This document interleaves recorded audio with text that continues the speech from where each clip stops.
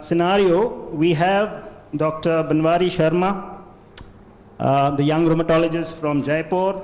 He's done his DM in clinical immunology from SDPJ Lucknow, and he's the consultant clinical immunologist, rheumatologist at Jaipur. So over to you, Dr. Sharma. Thank you, sir. Good afternoon. My topic is diagnosis of inflammatory arthritis early. I would like to give you evidence-based guidelines regarding this important topic. I start with this hypothetical case. This young female presented with pain both hands and feet for 4 weeks duration. She frequently gets up in the night because of pain. She also has swelling and tenderness both hands, second to fourth M3P and PIP joint, and she has ankle tenderness. What is the diagnosis? Looks like straight away that she has inflammatory arthritis and most likely rheumatoid arthritis because of the distribution and the history. She has joint pains. What are the 3 most important clinical questions that must be asked immediately and why? Question number 1, what is the duration of the problem? What does it tell us? It tells us whether it is an early joint disease or late disease. What is the definition of early versus late? Early, previously it was 1 year, then 6 months, and now we believe that anything that is less than 3 months is early. How does it help? Why should we worry about it? Because in recent studies, particularly in 5 to 10 year studies, it has been shown that if we start treatment early, there is a therapeutic window of opportunity. We can treat effectively rheumatoid arthritis and we can prevent erosions in this group of the patients. There are studies. So this young female presented with multiple joint pains for 1 month. Symptoms started 4 weeks ago. So she has early arthritis condition. The second question is, does she have a single joint involvement or more than 1 joint involvement? Because this is important to classify whether patient has monoarthritis or polyarthritis. Do not believe the patient. She may point to the most painful joint only. Examine properly to be sure. She has more than 1 joint involvement. She has polyarthritis. Then question number 3, whether it is inflammatory or non-inflammatory. How to identify inflammatory nature of the joint disease? By simple clinical history. Ask the patient 4 probing questions. First is, how do you feel when you get up in the morning? That is early morning stiffness of 1 hour or more in inflammatory condition. And practically, if anyone complains of morning stiffness of more than 1 hour, it is typical of rheumatoid arthritis. In all other inflammatory arthritis, it is around 30 to 60 minutes, but if it is more than 1 hour, it is typical of rheumatoid. Then physical activity makes you feel better, it is inflammatory. It does not make a difference or make it worse, it is non-inflammatory. Then constitutional symptoms, fever or feverish feeling, weight loss, fatigue, these are the important features in inflammatory arthritis. And the 4th one is spontaneous flares, ups and down during the course. Sometimes patients say, I feel better for 3-4 days, then again relapse of symptoms. This is typical of inflammatory arthritis. So 3 important questions at the first presentation with joint problem: early or late, mono or polyarthritis, inflammatory or non-inflammatory.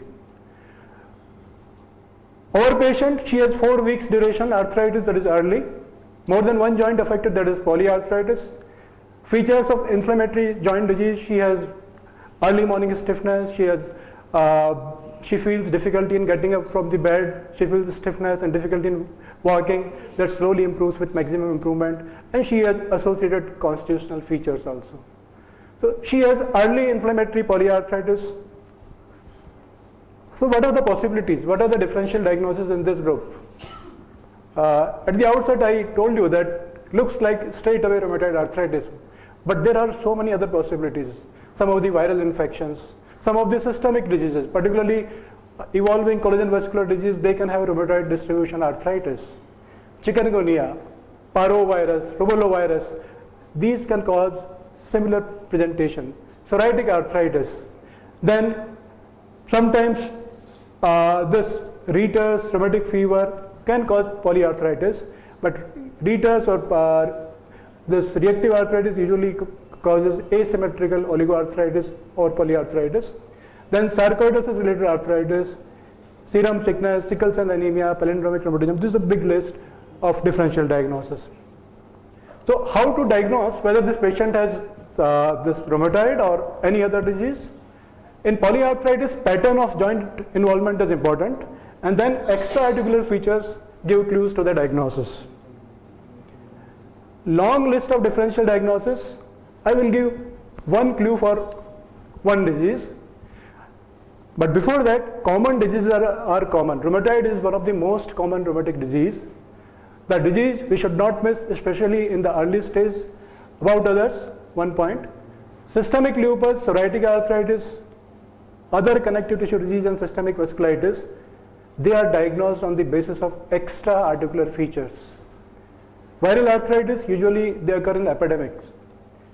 We all are aware of chikungunya arthritis. Then septic arthritis, history of contact, slow migratory pattern, and usually we get tenosynovitis dorsum of the hand. Then reactive arthritis, classical, that is Reiter syndrome, and atypical, that is acute rheumatic fever. Both are triggered by some infection.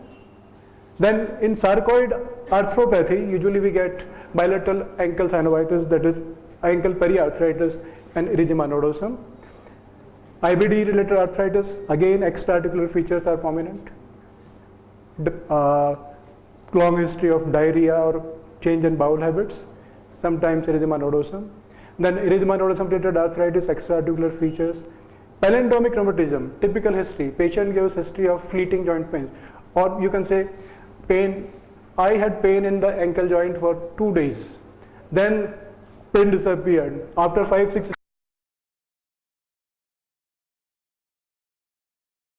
asymptomatic for again 5-7 days. This is typical of palindromic rheumatism. Then sickle cell anemia, background history, family history, and serum sickness. Rheumatoid arthritis, it is commonest, most serious. Now we have highly effective drugs and excellent outcome if diagnosed and treated early. So how to diagnose rheumatoid? It is a clinical diagnosis. And if we revise the 1987 ACR criteria, what we get? Early morning stiffness of 1 hour, at least 3 of 14 joint or joint groups must be swollen, and this swelling should not be bony. Then at least one swollen joint must be from the hand joints. It may be PIP or MCP or wrist. At least one of the 14 must be involved symmetrically, any of the groups, and at least for 6 weeks continuously. Our patient, she has arthritis of 4 weeks duration. But this criteria, this classification criteria says that arthritis should persist for 6 weeks. Then rheumatoid nodulosis, significant titers of rheumatoid factor, and radiological changes in hand and wrist or standard PA radiograph. This classification criteria was for established rheumatoid arthritis, and it was developed to differentiate rheumatoid from the other inflammatory arthritis. The sensitivity of the 1987 criteria was around 60 to 75% in various series.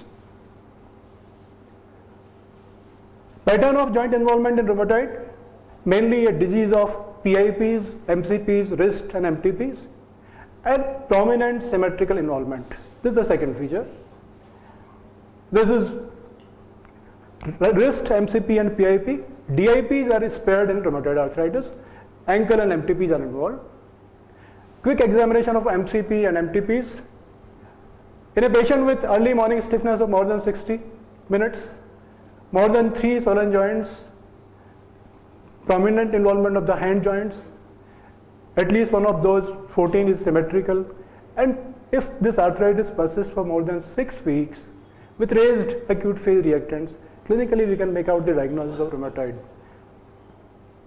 Our patient has pattern of joint involvement similar to rheumatoid arthritis, that is rheumatoid distribution. Duration 4 weeks, no extra-articular features. This is called early undifferentiated inflammatory arthritis. So, what to do now? And we now believe that early diagnosis of rheumatoid is important to prevent radiological damage, to prevent deformities, to prevent late complications of rheumatoid arthritis. Early DMARD therapy have better functional and radiological outcome because of window of opportunity. But not all patients with early polyarthritis develop persistent disease. There are cases of self-limiting arthritis. RA in its early stage tends not to fit the textbook description. Again, this is true. So how can the clinician predict persistence of disease? Then this is the data from the early arthritis clinics, recent onset undifferentiated arthritis outcome. This is from Netherlands. Recent onset undifferentiated inflammatory polyarthritis, 1 year follow-up, and they found that 50% of the patient remitted. Self-limiting arthritis. 1/3 go and develop rheumatoid arthritis. 94 another rheumatological disease. So what are the factors on the basis of which we can say that this will develop rheumatoid and this will develop self-limiting disease? And they concluded, they made one regression model and they found that 9 independent clinical parameters that predict risk of developing RA in 1 year. Age, this is the model given by the early arthritis clinics from Netherlands. Age of the patient, female sex, then distribution of involved joints, small joints of hand and feet, symmetrical, upper extremity, upper and lower extremity. Basically, more the number of joints involved, more the chances of developing rheumatoid arthritis. More the duration of morning stiffness, more the chances of developing rheumatoid arthritis. The number of tender joint, number of swollen joints. C-reactive protein, high C-reactive protein favors development of rheumatoid arthritis. And then in this they found the significance of anti-CCP. They gave maximum importance to anti-CCP. So with the clinical background, if patient is positive for anti-CCP, then there is more likely chance of developing rheumatoid arthritis. In this rule of 9, they found that if patient's score is around 9, then probability of developing rheumatoid arthritis at 1 year is around 85%.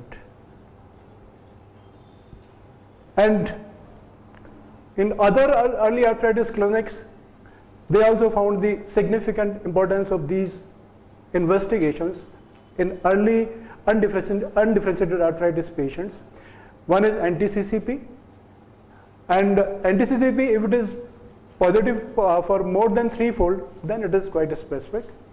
Rheumatoid factor, if it is again 50 or more than 50 units, it is specific. Then high C-reactive protein. And in early diagnosis, when you are not clear, in few studies people have used high frequency power Doppler, ultrasound and MRI of hand and feet to look for increased vascularity, subchondral bone edema, synovial proliferation, hyperemia and erosions. So with the background of this early arthritis clinic experience, in 2010, new classification criteria for detection of early RA was developed. And that was 2010 ACR-ULR classification criteria for rheumatoid arthritis. And this is only for early undifferentiated arthritis, not for established RA. Target population of the criteria, 2 requirements. One is patient with at least 1 joint with definite clinical synovitis. At least 1 clinical joint synovitis. And synovitis is not better explained by another disease. So you have to exclude all other possible causes. While in 1987 criteria, this exclusion was not there. Differential diagnosis differ in patients with different presentations. If unclear about the relevant differentials, an expert rheumatologist should be consulted. In this 2010 ACR EULAR classification criteria, they took 4 variables. One is joint distribution. Second is serology. Third one is symptom duration, and fourth is acute phase reactant. So in joint distribution, 1 large joint score is 0. 2 to 10 large joints score is 1. Then 3 small joints, 1 to 3 small joints score is 2. 4 to 10 small joints score is 3. And then more than 10 joints, at least 1 small joint, score is 5. Then in serology, it may be rheumatoid factor or anti-CCP negative. It may be low titer positive, or it may be high titer positive. For if patient is positive for anti-CCP or rheumatoid factor in high titers, they have given the score of 3. Then symptom duration less than 6 weeks and more than 6 weeks. So we can diagnose rheumatoid early also with this criteria. Although this is classification criteria, this is not the diagnosis criteria. Then acute phase reactants, normal ESR-CRP and abnormal ESR-CRP. More than 6 or more than 6, definite RA. What if the score is less than 6? Patient might fulfill the criteria prospectively over time or retrospectively if data on all 4 domains have been adequately recorded in the past. Features of 1987 criteria not included in 2010 criteria: early morning stiffness, symmetry, rheumatoid nodules, and radiographic erosions. But in this criteria, one thing is mentioned: if patient presents with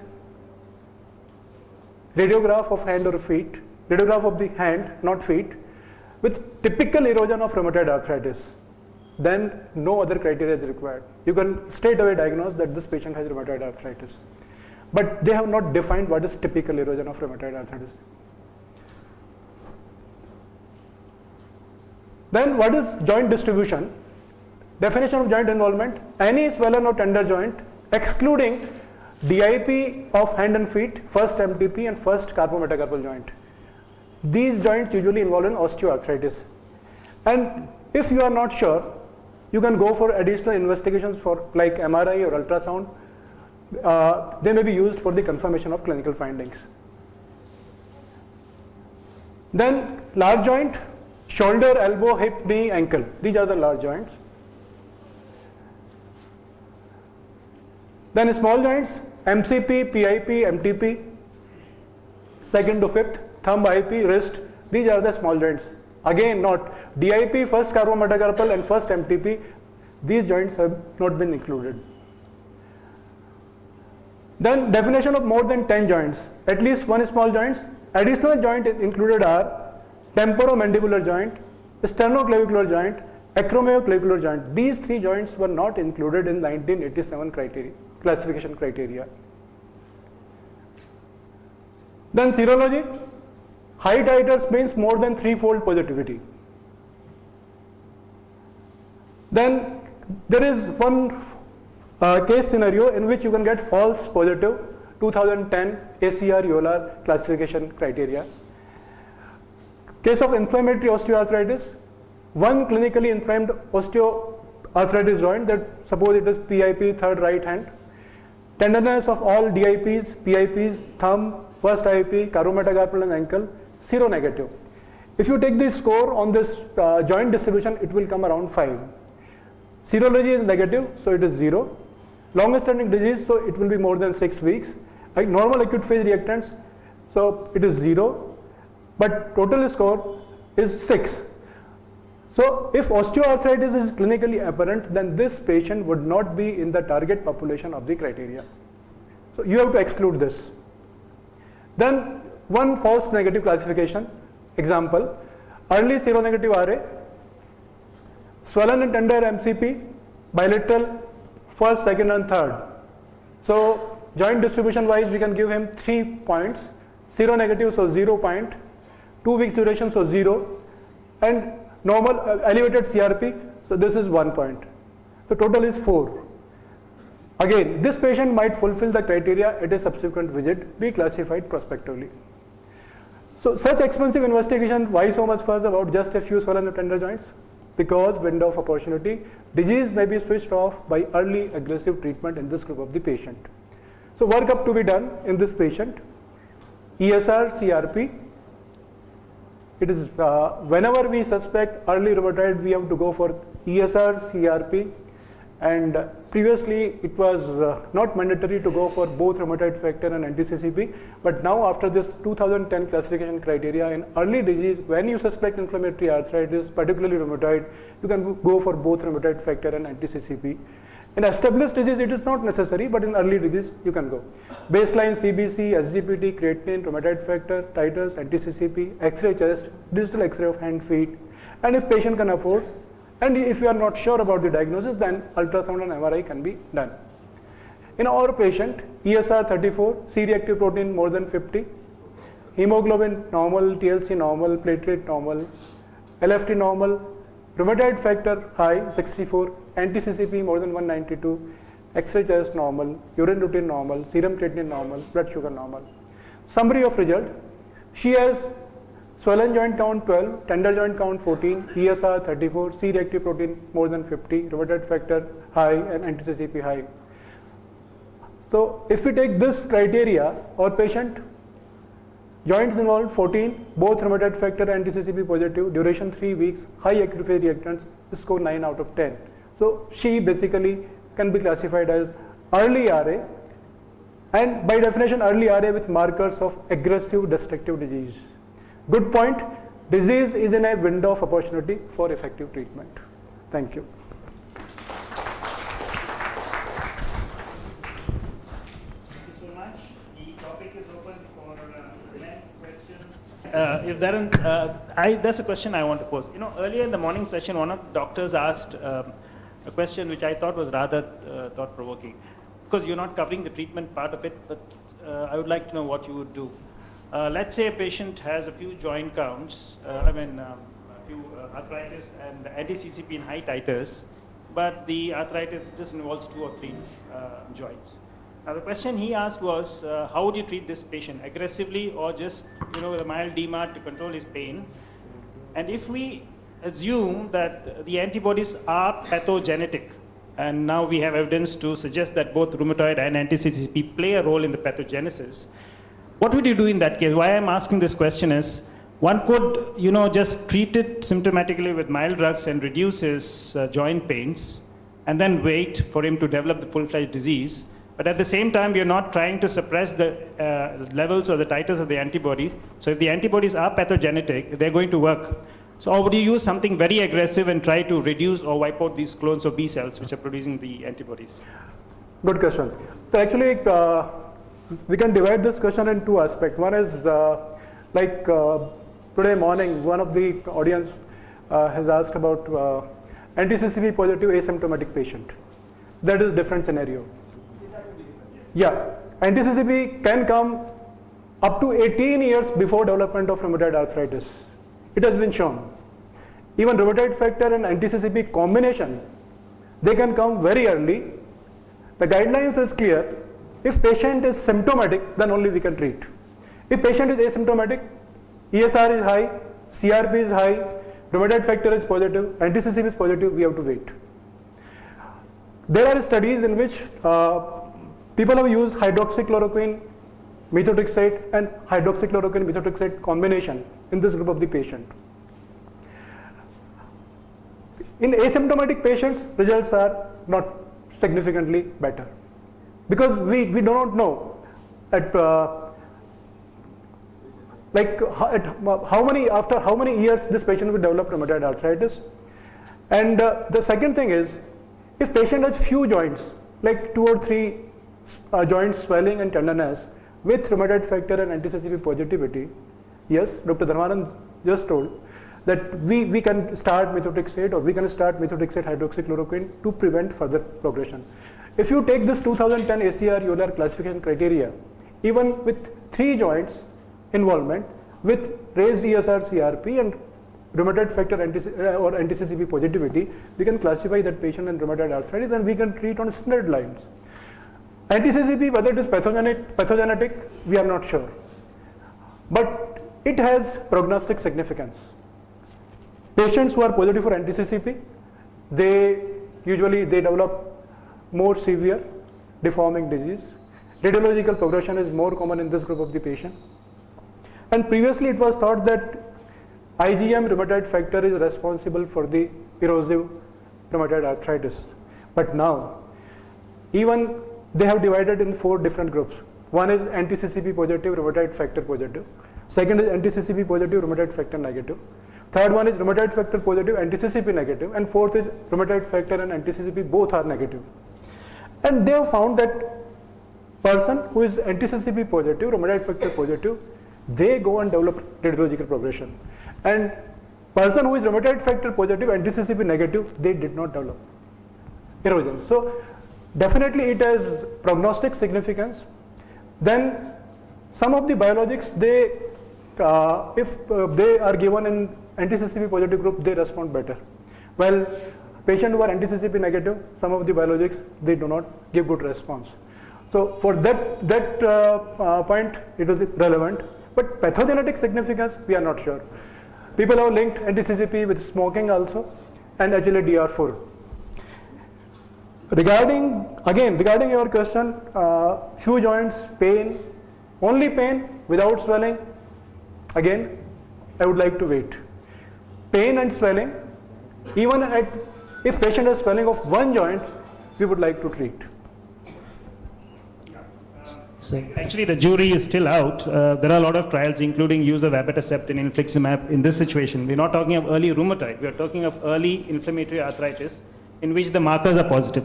But I think this is a controversial issue left best to rheumatologists. I think the take-home measure shouldn't be confusing. If there are any other questions, yes, please. So, role of antioxidants either at preventive or protective levels. Sir?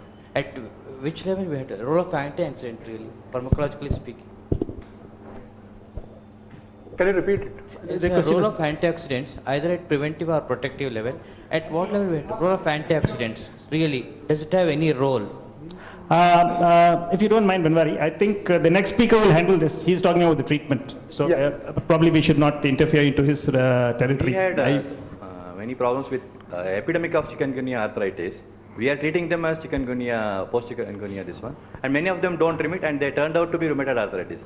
How do we diagnose those cases early? What is the suspicion? How do we Yeah, actually, very relevant question. It is very difficult to differentiate chikungunya from early rheumatoid arthritis. The only thing is when patient comes in groups, or if you get the history of similar kind of arthritis in other family members, history of fever, preceding history of fever, or history of skin rashes along with that, and few of the chikungunya arthritis features are typical. Like these patients, they have more myalgias also, back pain also, and if you investigate them, you can get cytopenias or raised SGOT, SGPT. But in few of the patients, you will not get any of the clue. Chikungunya serology is negative, rheumatoid factor is positive. But again, that patient is the patient is from the same group. In that case, you have to wait because most of the chikungunya arthritis patient, they resolve in by the end of 3 months, 90% of the patient. But studies have shown that 10% of the chikungunya arthritis patient can develop chronic arthropathy, and in this group you have to start treatment, just like rheumatoid arthritis. How often do you follow up how often do you call a patient for follow-up who's just antibody positive? Because sometimes the symptoms might develop much later. The signs might develop much earlier, like squeeze tests like MCP and MTP squeeze. They might develop much earlier than the patient being symptomatic. So how often do you call a patient who's just antibodies positive for follow-up? Actually, there is no clear-cut guidelines regarding this. But what we do, we usually educate the patient about the symptoms. And then regarding this MCP squeeze and MTP squeeze test, usually patients, most of the patients are well aware of this. Whenever they do any this fisting movement, they feel pain. And they are more concerned about this early rheumatoid arthritis. So we tell them, whenever you feel symptoms, you come. But there is no fixed guidelines for that.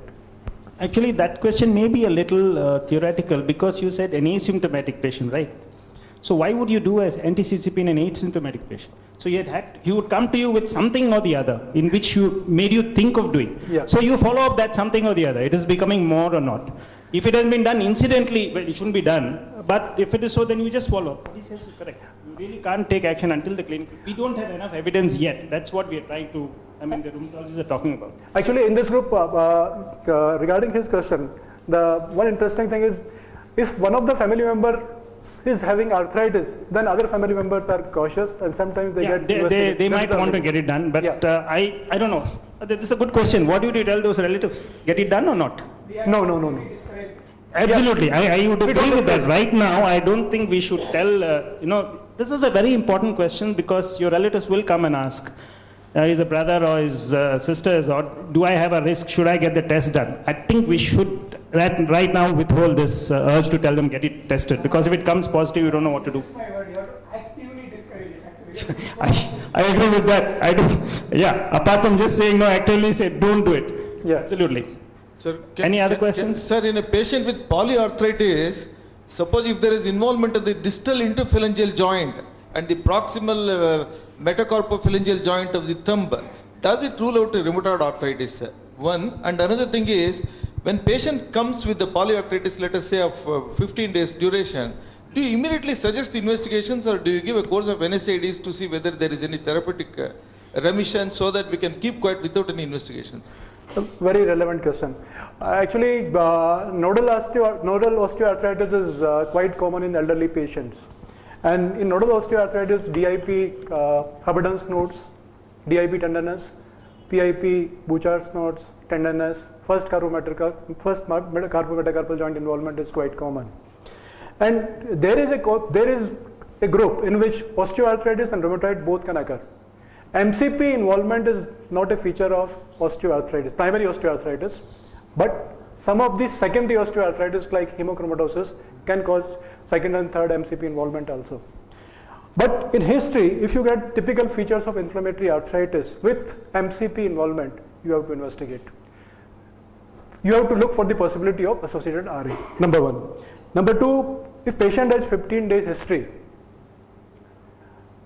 even during this 15 days,